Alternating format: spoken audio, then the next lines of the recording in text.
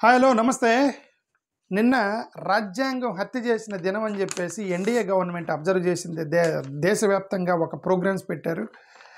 సంవిధాన్ హత్యా డే అని చెప్పేసి ఒక ప్రోగ్రాం కండక్ట్ చేశారు. ఆంధ్రప్రదేశ్లో కూడా చంద్రబాబు నాయుడు గారి ఆధ్వర్యంలో కూడా సంవిధాన్ హత్యా డే అనేది ఒక ప్రోగ్రాం జరిగినట్టు చూశాను నేను. అంటే ఆంధ్రప్రదేశ్ ఎన్డీఏ ప్రభుత్వం కూడా ఈ సంవిధాన్ హత్యా డే అంటే రాజ్యాంగం చంపేసిన దినంగా వాళ్ళు దేశవ్యాప్తంగా ప్రోగ్రామ్స్ పెట్టారు.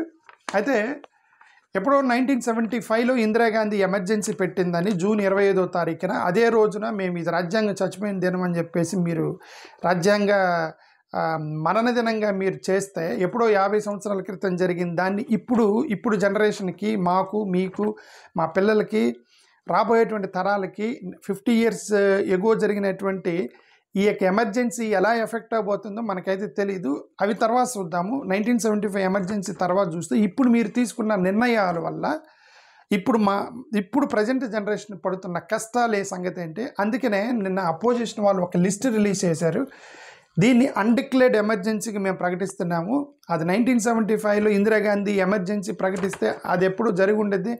ఆ రోజు కష్టాలు పడ్డటువంటి వాళ్ళు ఆమెకి యాంటీగా ఓటేసి ఉంటారు, ఆమెకి తిట్టుంటారు. అది మన ముత్తాతలు ఇందిరాగాంధీకి మన తాతలకి గొడవ పడి ఉండేది. వాళ్ళ పని వాళ్ళు చూసుకొని ఉంటారు. ఇప్పుడు ఎలా ఎఫెక్ట్ అవ్వబోతుంది అది ఇప్పుడు ప్రజెంట్ జనరేషన్కి మాకు ఇప్పుడున్న మన పిల్లలకి రాబోయే తరాలకి ఆ 1975 ఎలాగో ఉపయోగపడదు. ఇప్పుడు మీరు చేసే నిర్ణయాలు ఏంటి? అందుకే మేము అన్డిక్లేర్డ్ ఎమర్జెన్సీగా ప్రకటిస్తున్నామని చెప్పేసి ఒక పెద్ద లిస్ట్ రిలీజ్ చేశారు. ఆ లిస్ట్ ప్రకారం ఇవన్నీ ఉన్నాయి. వాళ్ళు రాసింది ఏంటంటే వాళ్ళు అడిగారు ప్రభుత్వాన్ని ఒకటి అడుగుతున్నారు, ప్రతిపక్ష పార్టీలు ఒకటి అడుగుతున్నారు. ఇదిగోండి మీరు 2024 ఎన్నికలకి వెళ్ళేటప్పుడు అబ్కీ బార్ 400 పార్ అబ్కీ బార్ 400 పార్ అని చెప్పి ఒక స్లోగన్ పెట్టుకొని వెళ్ళారు. 400 సీట్స్ ఎగ్జాక్ట్గా 400 సీట్లే మాకు ఇవ్వండి అని మీరు ప్రజలను ఎందుకు అడిగారు? మీరు 500 సీట్లు మాకు ఇవ్వండి అని ఎందుకు అడగలేదు? మీరు గెలవడానికి ఒక 300 సీట్లు ఉంటే గెలుస్తారు, ప్రభుత్వాన్ని ఫామ్ చేస్తారు. మీరు 300 సీట్లు అడగకుండా మమ్మల్ని గెలిపించండి అని అడగకుండా కరెక్ట్గా 400 సీట్లు మీరు ఇవ్వండి అని చెప్పి స్లోగాన్ పెట్టుకొని మీరు ఎందుకు 2024 ఎన్నికలకు వెళ్ళారు? రాజ్యాంగాన్ని మార్చడానికి కాదా అని నిన్న వాళ్ళు ప్రశ్న వేశారు ప్రతిపక్షాలు. మీరు రాజ్యాంగాన్ని మారుద్దామనేటువంటి ఒక ఇంటెన్షన్తోనే 400 పార్ అని ఒక స్లోగాన్ పెట్టుకొని వెళ్ళారా లేదా అని చెప్పి నిన్న ప్రతిపక్షం ప్రశ్నించింది. ఒకవేళ అది నిజమైతే నిజంగా రాజ్యాంగాన్ని మార్చాలనే 400 పార్ అని పెట్టుకొని పోయి ఉంటే దానికి అంతకన్నా ఇక రాజ్యాంగ హత్యా దినం అంటే అదే కదా. ఎప్పుడు 75లో జరిగిన రాజ్యాంగ హత్య సంగతి ఇప్పుడు జరుగుతున్న రాజ్యాంగ హత్య సంగతి ఏంటి? రాజ్యాంగాన్ని మార్చాలని ఇంటెన్షన్తో 400 సీట్లు అడిగారా? లక్కీలీ ప్రజలు తెలివి వెళ్ళవాలి కాబట్టి మీకు ఇవ్వలేదు. 320 సీట్లు వచ్చినాయి, 400 రాలేదు. ఆ 320 కూడా చాలా ఎలిగేషన్స్ మధ్యలో మ్యానిపులేషన్ అని, ఈవీఎం అని, ఆ ఎలిగేషన్స్ మధ్యలో మీకు 300 సీట్లు వచ్చినాయి. 400 సీట్లు ఇచ్చుంటే రాజ్యాంగం మార్చుండేవాళ్ళు. ప్రజలకి రాజ్యాంగం మార్చడం ఇష్టం లేదు కాబట్టి మీకు 400 సీట్లు ఇవ్వలేదని అర్థం కదా. రెండోది, చాలామంది ఎంపీలని సస్పెండ్ చేసి ఎత్తి పార్లమెంట్ బయట పడేశారు. అది రాజ్యాంగబద్ధమైన చాలా ఇష్యూస్ మీరు మాట్లాడటానికి టైం ఇవ్వలేదు. ఇప్పుడు మణిపూర్ లాంటి ఇష్యూని చర్చ పెడతారని చెప్పేసి కొన్ని ఇష్యూస్ని కావాలని చెప్పి ఇంటెన్షనల్గా అవాయిడ్ చేశారు. పార్లమెంట్లో ది బుల్డోజ్డ్ మెంబర్స్. మరి ఇంత జరిగిన తర్వాత ఇప్పుడు 1975లో జరిగినటువంటి ఎమర్జెన్సీ సంగతి మనకెందుకు, ఇప్పుడు మీరు చేస్తుందేంటి అనేది ప్రతిపక్షాలు అడిగారు. నిన్న క్యాగ్ రిపోర్ట్ని ఇర్రెలవెంట్ చేశారు. మీరు క్యాగ్ రిపోర్ట్ అనేది ఆడిటింగ్ చేసి రిపోర్ట్ ఇచ్చి మీకు కొన్ని సజెషన్స్ ఇస్తే సజెషన్స్ ప్రకారం మీరు మార్పులు చేర్పులు చేయాలి. ఇది క్యాగ్ యొక్క రెస్పాన్సిబిలిటీ. అప్పుడే క్యాగ్ అనేది మీకు రెలవెంట్ అవుతుంది.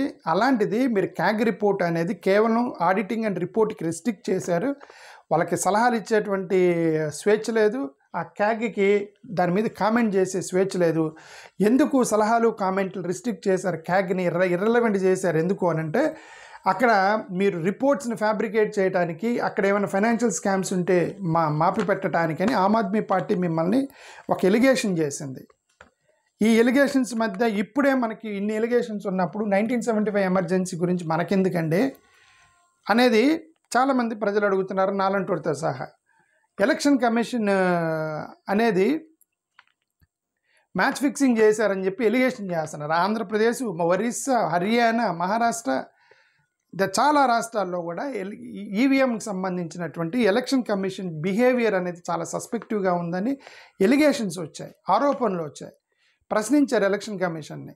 మరి ఎలక్షన్ కమిషనే సరిగ్గా లేనప్పుడు ఇంక మనం ఇప్పుడే రాజ్యాంగబద్ధమైనటువంటి ఎలక్షన్ కమిషన్ మీద ఇన్ని ఆరోపణలు వస్తున్నప్పుడు 1975లో జరిగిన ఎమర్జెన్సీ గురించి మనకి ఎందుకంటే how it is going to effect us our children, our future generation.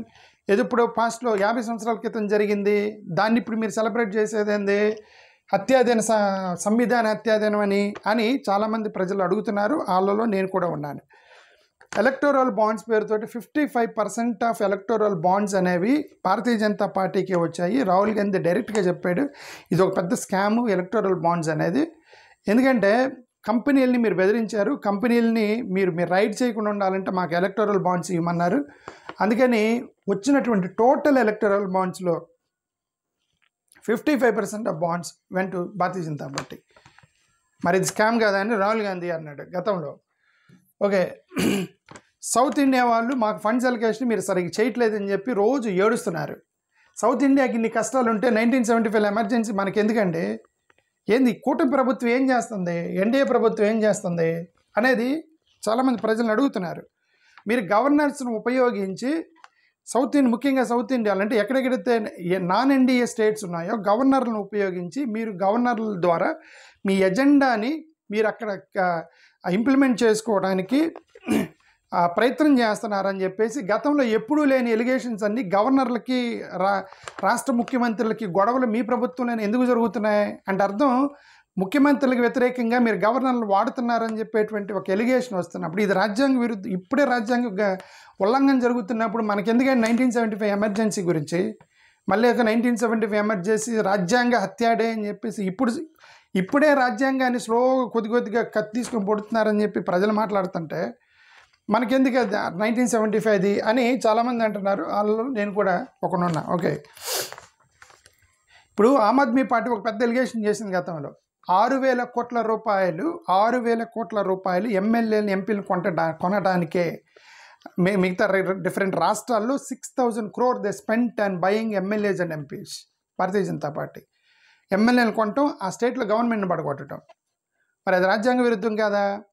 ప్రజలు ఎన్నుకున్నటువంటి ఇచ్చిన మ్యాండేట్ని మార్చడం కదా, అది రాజ్యాంగ విరుద్ధం కదా. మరి మనమే ఇది చేస్తున్నప్పుడు 1975లో ఇందిరాగాంధీ ఎమర్జెన్సీ పెట్టిందంట, అది రాజ్యాంగం హత్య చేయబడిన దినం అంటే వీళ్ళు సెలబ్రేట్ చేస్తున్నారని మనకెందుకు అనేది ఉద్దేశం. పబ్లిక్ సెక్టార్ యూనిట్స్ మొత్తాన్ని అమ్మేసి ప్రైవేటైజేషన్ చేశారు. అదేందుకు అది ఒక డాంకీ రూట్గా ఎన్నుకున్నారు, ఎందుకు రాజ్యాంగ రిజర్వేషన్స్ చంపేయటానికి. రిజర్వేషన్స్ ఏరి గొడవ ఏంది, రిజర్వేషన్స్ ఎత్తేయాలంటే ఒకటే మార్గం, there is a donkey route. ఆ డాంకీ రూట్ ఏంటంటే ఇదే ప్రైవేటైజేషన్ చేయటం.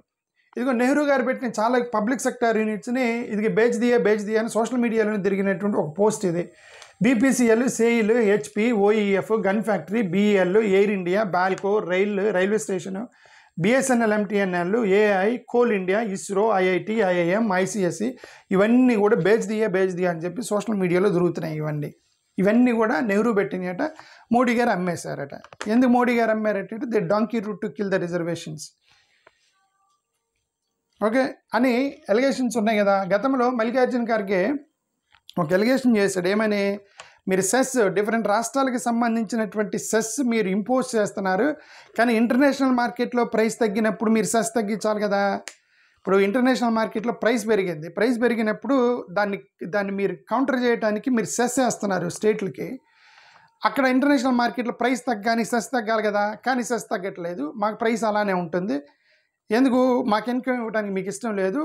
ఆ వచ్చిన మార్జిన్ ప్రాఫిట్ మొత్తం కూడా సెంట్రల్ గవర్నమెంట్ తీసుకుంటుంది, రాష్ట్రాలకు నష్టం అని చెప్పేసి ఒక పెద్ద ఎలిగేషన్ చేశాడు మల్లికార్జున గారికి గతంలో.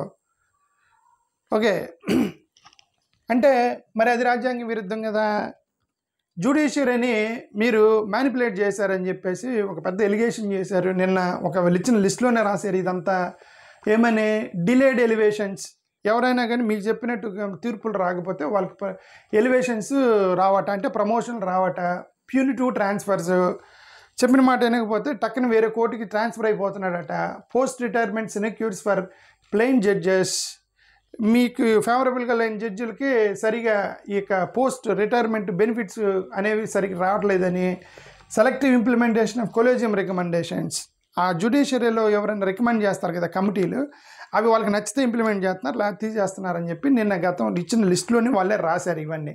అంటే మనకు జ్యుడిషియరీ మీదనే ఇన్ని ఎలిగేషన్లు ఉన్నప్పుడు, జ్యుడిషియరీని హత్య చేస్తున్నారని ఇన్ని ఎలిగేషన్స్ ఉన్నప్పుడు 1975లో ఇందిరాగాంధీ పెట్టిన ఎమర్జెన్సీ ఇప్పుడు జనరేషన్కి 50 సంవత్సరాల తర్వాత మనకి, మన పిల్లలకి, భవిష్యత్ తరాలకి ఏమి ఉపయోగం అండి? దాని మీద మనం పెట్టేం సుఖం, ఏమి లాభం అని ప్రజలు అంటున్నారు. వాళ్ళతో పాటు నేను కూడా అంటున్నాను. ఓకే, ఇంకోటి ఏమన్నారు ఇక్కడ, ఇదిగోండి మొత్తం తీసుకెళ్ళి అదానీ, అంబానీ కొన్ని కంపెనీలకే ఇచ్చేస్తున్నారు, దేశం మొత్తం అమ్మేస్తున్నారు అని చెప్పి ఒక ఎలిగేషన్ చేశారు. ఇది నిజమే. ఎందుకంటే ఇది చూడండి, కొన్ని రిపోర్ట్స్ నేను చూస్తే 1% of rich Indians contribute 30% of GDP. అంటే మన భారతదేశంలో డబ్బులు మొత్తం 1% ఆఫ్ 30% ఆఫ్ మనీ అంటే 1% రిచ్ పీపుల్ చేతిలో ఉందట. 55% పేదవాళ్ళ చేతిలో ఉంది 25 రూపీస్. మీకు అర్థమవడానికి చెప్పాలంటే 30 రూపాయలు ఒకే వ్యక్తి దగ్గర ఉన్నాయి. 30 రూపాయలు ఒక వ్యక్తి దగ్గర అంటే 1%. 55 మంది కలిసి 25 రూపాయలు పంచుకుంటున్నారట. 55 మంది దగ్గర 25 రూపాయలు, ఒకే వ్యక్తి దగ్గర 30 రూపాయలు. ఏంది డిఫరెన్స్? పేదోడికి రిచ్కి ఇంత డిఫరెన్స్ ఎందుకు ఉండాలి అంటే, ఒక వ్యక్తి దగ్గర 30 రూపాయలు, ఈ పేదవాళ్ళ దగ్గర 50 పైస్ 60% మోర్ దాన్. పేదవాడి దగ్గర ఉన్న డబ్బులకి 60% డబుల్, 60% మోర్ దాన్ 60% కదండి, 60 times more than that poor have, the rich people are having. ఇంత డిఫరెన్స్ ఉన్నప్పుడు మీరు ఇంకా తీసుకెళ్ళి కంపెనీ కాంట్రాక్ట్లు మొత్తం ఒక 4-5 చేతిలో పెడితే వీళ్ళు ఎలా బతికేది? పేదవాళ్ళకు కూడా కాంట్రాక్ట్లు ఇవ్వాలి, ఎస్సీ ఎస్టీ బీసీలకు కూడా కాంట్రాక్ట్లు ఇవ్వాలని చెప్పి, అదే కదండి రాహుల్ గాంధీ రోజు కొట్టుకుంటున్నాడు. మీరు ఎస్సీ ఎస్టీ బీసీలు కూడా మీరు కాంట్రాక్ట్లు ఇవ్వాలి, మీరు ఇదంతా పెద్ద కరప్షన్ జరుగుతుంది మొత్తం అని చెప్పేసి మాత్రం కొట్టుకుంటున్నాడు అపోజిషన్ నాయకుడు రోజు. ఓకే, ఇన్వెస్టిగేటింగ్ ఏజెన్సీని మీరు ఇది చేస్తున్నారు, ఇన్వెస్టిగేటింగ్ చూడండి, ED, CBI, NIA, income tax, police ఆఫీసర్లు, డిఎస్పీలు, సిట్లు, ఇవన్నీ కూడా మీకు నచ్చినోడి మీదకి వచ్చేసి రైడ్ చేస్తున్నారు. మీ పార్టీకి సంబంధించినోడైతే సైలెంట్గా ఉంటున్నారు. ఇంకేంది మనం 1975 ఎమర్జెన్సీ గురించి మాట్లాడేది అని చెప్పేసి వాళ్ళు ఒక పోస్ట్ చేశారు నిన్న అపోజిషన్ పార్టీ వాళ్ళు. ఇక చూడండి, ఫ్రీడమ్ ఆఫ్ స్పీచ్ 20,000 సివిలియన్స్ని నోరు మూపించారు. ఇప్పటికీ సివిలియన్స్ అంటే ప్రభుత్వాన్ని ప్రశ్నించే వాళ్ళు మొత్తాన్ని నోరు మూపించారట. కొంతమంది జర్నలిస్టులు, ఇండిపెండెంట్స్, ఇప్పుడు నాలంటూ నేను కూడా రోజు ఇప్పటికీ నాకు కింద వీడియోలు కామెంట్లు పెడుతున్నాను, నువ్వు రోజు ప్రభుత్వానికి వ్యతిరేకంగా మాట్లాడుతున్నావని. బట్ నా వీడియోలు మీరు కరెక్ట్గా చూస్తే నేను ఎప్పుడు కూడా నా పర్సనల్గా చెప్పలేదు, న్యూస్ని కవర్ చేస్తాను. ఎందుకంటే ప్రభుత్వానికి వ్యతిరేకంగా మాట్లాడే ధైర్యం నాకైతే లేదు, 100% నాకు ఆ ధైర్యం లేదు ప్రభుత్వానికి వ్యతిరేకంగా మాట్లాడేది. కాబట్టి కాంగ్రెస్ వాళ్ళు రిలీజ్ చేసిన లిస్టు చదువుతున్నాం మీకు. ఓకే, కాబట్టి ఇప్పుడు నేను ప్రభుత్వానికి వ్యతిరేక ధైర్యం నాకు లేనప్పుడు నాకు లేకపోవచ్చు, వీళ్ళకు ఉందిగా ధైర్యం. అపోజిషన్ లీడర్ రాహుల్ గాంధీకి ధైర్యం ఉంటుంది కదా, ఆ ధైర్యవంతు లిస్ట్ని మీకు చదువుతున్నా, నాకు ధైర్యం లేదు కాబట్టి. ఓకే, ఇప్పుడు నాలాంటి ధైర్యం చేసినోడికి 20,000 మందిని నోరు మోపించారట ఇప్పటికి అని నిన్న ఎలిగేషన్ చేశారు కాంగ్రెస్ వాళ్ళు. ఓకే, ఇదిగో చూడండి, మీరు చాలామంది క్రిమినల్స్ని సేవ్ చేస్తున్నారని చెప్పేసి ఒక ఎలిగేషను, అది ఎవరో రేపిస్టులు రిలీజ్ అయ్యారని చెప్పి వాళ్ళకి పూలదండలు వేసి సత్కారం చేసి సన్మానం చేశారు. మర్డర్లు చేసిన వాళ్ళకి బెయిల్ ఇస్తున్నారు, మీ పార్టీలకు అనుకూలంగా ఉంటే అని చెప్పేసి ఒక ఎలిగేషన్. మనకి ఇంత జరుగుతున్నప్పుడు 1975 ఇందిరాగాంధీ ఎమర్జెన్సీ ప్రకటించింది. మరి లెటస్ సెలబ్రేట్, లెటస్ బీస్ అనే 2 నిమిషాల మౌనం పాటిద్దాము. ఇదంతా ఎందుకు అంటారు? అది మనకల్లా ఎఫెక్ట్ అవ్వదు. 1975లో జరిగిన ఎమర్జెన్సీ ఇప్పుడు మన వాళ్ళకి ఎఫెక్ట్ అవ్వదు. అది ఇవన్నీ ఎఫెక్ట్ అవుతాయి. ఇప్పుడు మీడియాని సప్రెస్ చేస్తున్నారట. ఇదిగో చూడండి, మీడియా మీద ప్రెజర్ ఉందంట, ఇంటిమిడేట్ చేస్తున్నారు మీడియాని, రైడ్ చేస్తున్నారు మీడియా ఛానల్స్ మీద, అరెస్టులు చేస్తున్నారు జర్నలిస్టులని, సెలెక్టివ్ అడ్వర్టైజ్మెంట్ కూడా మీ సెలెక్టివ్ న్యూస్ పేపర్లకు ఇస్తున్నారు. మీ ఓనర్స్కి ఫోన్ చేసి చెబుతున్నారంటే, ఇదిగో నువ్వు జర్నలిస్టులని హైర్ చేసుకునేటప్పుడు మా గవర్నమెంట్కి వ్యతిరేకంగా లేని వ్యక్తిని మీరు ఫ్రెండ్లీ వాళ్ళని హైర్ చేసుకోండి, లేదంటే మీ ఛానల్ మీద మిమ్మల్ని మూసేస్తామని చెప్పి జర్నలిస్టులు రిక్రూట్మెంట్లో కూడా గవర్నమెంట్కి అనుగుణంగా అని చెప్పి ఓనర్లకు ఫోన్ చేసి బెదిరిస్తున్నారని చెప్పి వాళ్ళే రాశారు నిన్న ఈ లిస్టులో. అపోజిషన్ వాళ్ళు ఇచ్చిన లిస్టులు వాళ్ళే రాశారు. Funded journalism to troll opposition. అంటే కొన్ని జర్నలిస్టులకి వీళ్ళే డబ్బులు ఇస్తారట, ఛానల్కి ఎంత, యూట్యూబ్ ఛానల్కి ఎంత అని చెప్పి డబ్బులు ఇస్తారట. మీ ఇష్టం వచ్చినట్టు అపోజిషన్ అన్ని రాహుల్ గాంధీని తిట్టండి అని చెప్పి తిడుతున్నారని చెప్పేసి వాళ్ళు ఒక ఎలిగేషన్ చేశారు. ఓకే, ఇంక ఇదంతా జరిగిన తర్వాత మనకెందుకండి 1975 ఇప్పుడే అన్డిక్లేర్డ్ ఎమర్జెన్సీ జరుగుతున్నప్పుడు 75 ఎమర్జెన్సీ గురించి మనకెందుకు అని పాపం అపోజిషన్ వాళ్ళు ఒక లిస్ట్ రిలీజ్ చేశారు వాళ్ళు నిన్న. ఓకే, ఇక్కడ ఏముంది, ఆర్టీఐని పవర్ఫుల్ ఆర్టీఐ అంటే పవర్లెస్ చేశారట. అసలు ఆర్టీఐ పెట్టింది ఇది ఒక powerful weapon in the hands of the civilian, A citizen. దాన్ని కోరలు కట్ చేశారు, ఆర్టీఐని మార్చి అని ఒక ఎలిగేషన్ చేశారు. ఇదేంది, వాషింగ్ మెషిన్ చేశారట. ఎవరైతే స్కామ్ చేస్తారో మీరందరూ వెళ్ళి భారతీయ జనతా పార్టీలో చేరితే ఇక మీకు స్కామ్ నుంచి బయటపడతారట. ఇది పోస్ట్ వచ్చింది గతంలో, ఎక్స్ప్రెస్ ఇన్వెస్టిగేషన్ అని ఇండియన్ ఎక్స్ప్రెస్ రాసిన దాంట్లో. దీని ప్రకారం అంటే 2014 నుంచి ఇది 2020లోనూ 2023లోనూ వచ్చిన పోస్ట్ ఇది. 2014 నుంచి 25 అపోజిషన్ పార్టీలకు సంబంధించిన నాయకులట పోయి బీజేపీలో చేరారట. మొత్తానికి ఫైనాన్షియల్ కరప్షన్స్ ఉంటే అలా 23 మందికి ఈడీ సిబిఐ క్లీన్ చిట్ ఇచ్చిందట. ఏది, బీజేపీలో చేరిన తర్వాత. ఇది దీనిలో మన తెలుగుదేశం సీఎం రమేష్ కూడా ఉన్నాడు ఇక్కడ వీళ్ళ లిస్టులో. ఓకే, సీఎం రమేష్ కూడా ఉన్నాడు మన తెలుగు అతను ఈ లిస్టులో ఇక్కడ కనిపిస్తుంది. ఓకే, అంటే మీరు స్కామ్ చేసి మీరు తప్పించుకోవాలంటే మీకున్న మార్గం బీజేపీలో చేరటమేనని వాషింగ్ మెషిన్ అని చెప్పేసి ఎలిగేషన్ చేస్తున్నారు ప్రపోజిషన్ వాళ్ళు. నిన్న వాళ్ళు లిస్ట్ రిలీజ్ చేసి హేట్ స్పీచ్ ఇస్తున్నారట. ఇప్పుడు ఎవరైనా సరే ఫార్మర్స్ని ఖలిస్తానీస్ అన్నారు, ఫార్మర్స్ని రాహుల్ గాంధీని పాకిస్తానీ అన్నారు, మాలంటోల్ని యాంటీ నేషనల్ అంటారు. ఏది యూట్యూబ్ ఛానల్లో పెడితే ఈ యాంటీ నేషనల్ కామెంట్లు పెడుతున్నారు, దేశద్రోహి అంటున్నారు, అర్బన్ నక్సల్స్ అంటారు. ఎవరు చదువుకునే వాళ్ళు ధర్నాలు చేస్తుంటే అర్బన్ నక్సల్స్ అన్నారు, టెర్రరిస్టులు అన్నారు, విదేశీయులు అన్నారు, బ్రిటిష్ వాళ్ళు అంటారు. ఇదేం పేర్లు, ఎక్కడెక్కడ పేర్లన్నీ తీసుకొచ్చేసి ఇక్కడ సివిలియన్స్కి యాక్టివిస్టులని ప్రశ్నించేటువంటి ఒక జెన్యూన్ పీపుల్కి ఇట్లాంటి పేర్లు తగిలిచ్చేసి సోషల్ మీడియాలో తిప్పి ఇది పెద్ద హేట్ స్పీచ్. ఇది కొంతమంది డైరెక్ట్గా నరకండి చంపేయండి అని చెప్పేసి స్పీచ్లు ఇస్తున్నారు నార్త్ ఇండియాలో అని. ఇదంతా హేట్ స్పీచ్. ఇది మనకెంత జరుగుతున్నప్పుడు ఇప్పుడే అన్డిక్లేర్డ్ ఎమర్జెన్సీ అయినప్పుడు మనకెందుకండి 1975 ఎమర్జెన్సీ గురించి అని అపోజిషన్ వాళ్ళు నేను చెప్పారు ఇది. ఓకే, మోరోవర్ డబల్ టంగ్ అనేది ఉంది. అంటే మీరేం మాట్లాడతారో మీరు చేసేదానికి డిఫరెంట్గా ఉండిద్ది. మతపరమైన రిజర్వేషన్లకి మేము వ్యతిరేకము, అది రాజ్యాంగ విరుద్ధం అని అంటారు. అదే మతాన్ని అడ్డం పెట్టేసి ముస్లిమ్స్కి, దళిత క్రైస్తవులకు రిజర్వేషన్ బీకేశారు. అరే నువ్వు మతపరమైన రాజ్యాంగం అంటే మతానికి రిజర్వేషన్కి సంబంధం లేదు, రాజ్యాంగ విరుద్ధం అన్నప్పుడు then how do you remove, నువ్వు ఎందుకు తీసేస్తావు? ఇదిగండి ఇటు క్రిస్టియన్ కాబట్టి రిజర్వేషన్ కాదు, ముస్లిం ఎక్కడెక్కడనే. అదండి 2 నాలుకలు సిద్ధాంతం. ప్రైవేటే మాకు రిజర్వేషన్స్కి మేము వ్యతిరేకం కాదండి, రిజర్వేషన్స్ కొనసాగిస్తామని చెప్పి ప్రసంగాలు ఇచ్చేసి వెనక డాంకీ రూట్ ఎంచుకొని ప్రైవేటైజేషన్ చేసేసి మొత్తం పబ్లిక్ సెక్టార్ యూనిట్లు మొత్తం రిజర్వేషన్ నుంచి పీకేయటమే కదా. అదే డబుల్ టంగే కదా. ఇదే ఒక పక్కన మేము అంబేద్కర్ వారసులు మేము అని చెప్పుకొని ప్రసంగాలు ఇచ్చేసి వెనక పక్క అంబేద్కర్ వాదుల్ని మొత్తాన్ని అరెస్ట్ చేసి సప్రెస్ చేస్తున్నారు. మరి ఇదొక డబుల్ టంగ్ అని చెప్పేసి ఇదిగో చూడండి, ఇది అంత లిస్ట్ ఇచ్చారు. భారతీయ జనతా పార్టీ వాళ్ళు ఇచ్చిన లిస్టే ఇది. వీళ్ళేం లిస్ట్ ఇచ్చారు, వీళ్ళందరూ కూడా వీళ్ళలో ఎవరు ఆర్ఎస్ఎస్ వాళ్ళు బీజేపీ వాళ్ళు లేరు. వీళ్ళందరూ కూడా నో ఆర్ఎస్ఎస్ నో బీజేపీ డబ్బులు తీసుకొని ఇండియా నుంచి పారిపోయారని ఒక లిస్ట్ రిలీజ్ చేసింది. ఆర్ఎస్ఎస్ వాళ్ళు రిలీజ్ చేశారు వీళ్ళు.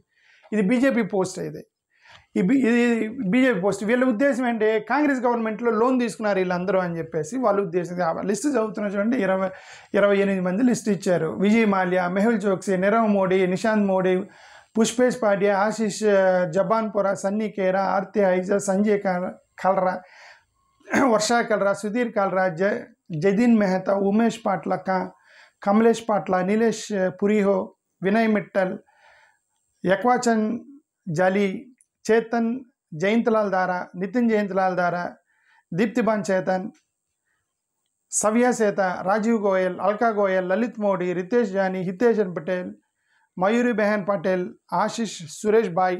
ఇది వీళ్ళందరట డబ్బులు తీసుకొని భారతదేశం నుంచి పారిపోయారట. బ్యాంకుల లోన్లు తీసుకొని బ్యాంక్ రాబరీ చేశారని వీళ్ళందరూ డబ్బులు తీసుకుంది యూపీఏ గవర్నమెంట్లో అని చెప్పి భారతీయ జనతా పార్టీ పోస్ట్ చేసిన లిస్ట్ అది. కానీ వీళ్ళందరూ మీరు ఆ గూగుల్లోకి వెళ్ళి సెర్చ్ చేయండి. నేను సెర్చ్ చేశాను, ఏళ్ళలో 20 మంది దాకా. వీళ్ళందరూ 2014 తర్వాత పారిపోయారు భారతదేశానికి. లోన్ తీసుకుంది యూపీఏ గవర్నమెంట్ అయి ఉండొచ్చు, కానీ దేశం నుంచి పారిపోయింది ఎప్పుడు? ఎన్డీఏ గవర్నమెంట్లో పారిపోయారు. ఇదంతా మీరు గవర్నమెంట్ రాగానే పారిపోయారు వీళ్ళంతా. ఎలా పారిపోతారంటే, ఒక సివిలియన్ ఒక బ్యాంక్ లోన్ తీసుకొని కోట్ల రూపాయల స్కామ్స్టర్ వాడి మీద ఎలిగేషన్స్ ఉంటే, ఆ ఎలిగేషన్ ఉన్నవాడు భారతదేశాన్ని వదిలి ఎలా పారిపోతారు? ప్రభుత్వ సహకారం లేకుండా. అదే కదా యుజీ మాలియా అక్కడ లండన్లో కూర్చొని రీసెంట్గా నేను వెళ్తా ఫైనాన్స్ మినిస్టర్కి చెప్పిపోయాను అన్నాడు కదా. ఈ డబ్బు లోన్ది ఇప్పుడు యూపీఏ గవర్నమెంట్ లోన్ ఇచ్చింది, అమ్మాయి మన గవర్నమెంట్ వచ్చింది కట్టాల్సిన అవసరం లేదని చెప్పి పారిపోయారని చెప్పి వీళ్ళు అంటున్నారు. మరి దానికి మీరేం సమాధానం చెప్తారు?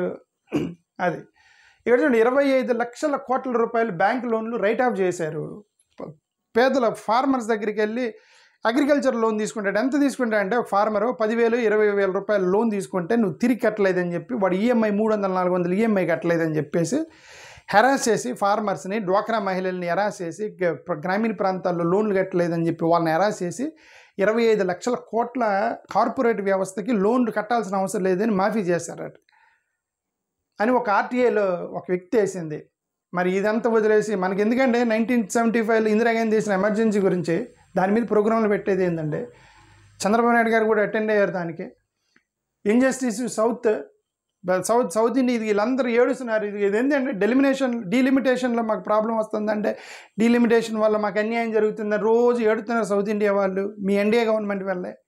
ఇదిగో ఇన్కమ్ షేర్ మాకు సరిగ్గా పంచట్లేదు, నార్త్ ఇండియాలో ఎక్కువ పంచుతున్నారు, మాకు తక్కువ ఇస్తున్నారని ఏడుస్తున్నారు సౌత్ ఇండియా. ఫండ్స్ అలిగేషన్ చేయట్లేదు.